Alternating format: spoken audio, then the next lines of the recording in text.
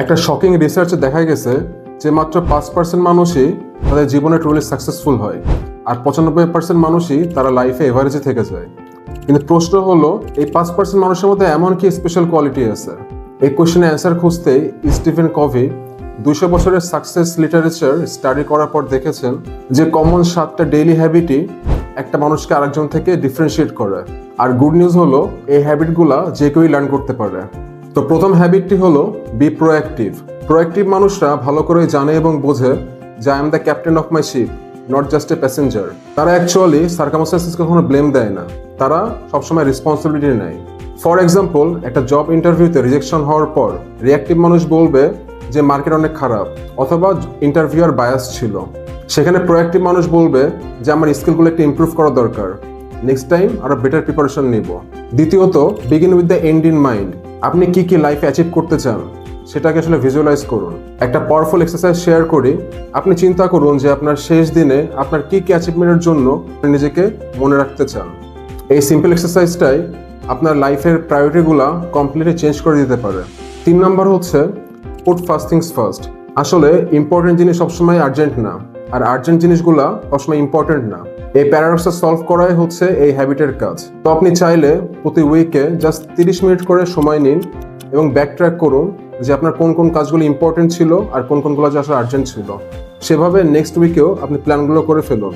আমি নিজেই আগে virtual to do list use করতাম, এখন ফিজিক্যাল স্টিকি নোটে টু ডু লিস্ট ইউজ করি, যেটা আমার খুবই হেল্পফুল মনে হয়েছে।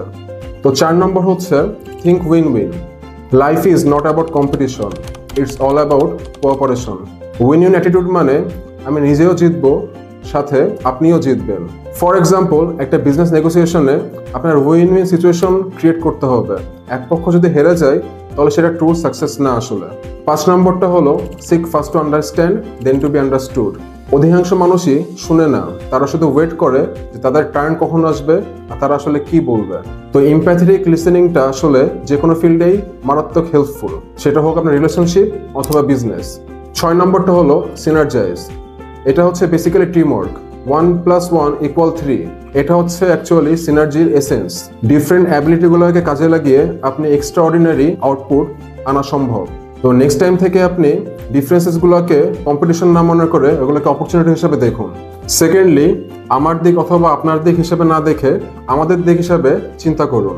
আর 7 নম্বর হচ্ছে actual game changer, which is sharpen the saw. মানে আপনি কোনো গাছ কাটতে গেলে গাছ কাটা করা যদি আপনি ধার না দেন তাহলে দিন দিনের এফিসিয়েন্সি অনেক কমে যাবে। সেভাবে আপনার লাইফের ইম্পর্টেন্ট অ্যাসপেক্টগুলো, যেটা হচ্ছে আপনার ফিজিক্যাল, মেন্টাল, ইমোশনাল এবং স্পিরিচুয়াল, এগুলার যে হ্যাবিটগুলো আছে আপনার রেগুলারলি প্র্যাকটিস করতে হবে। তো আপনি এখন ডিসাইড করুন যে আপনি আসলে 95% মানুষের দলেই থাকবেন নাকি 5% মানুষের দলে আসলে জয়েন করবেন। তো start today and your future self will thank you for it. Thank you. Adios.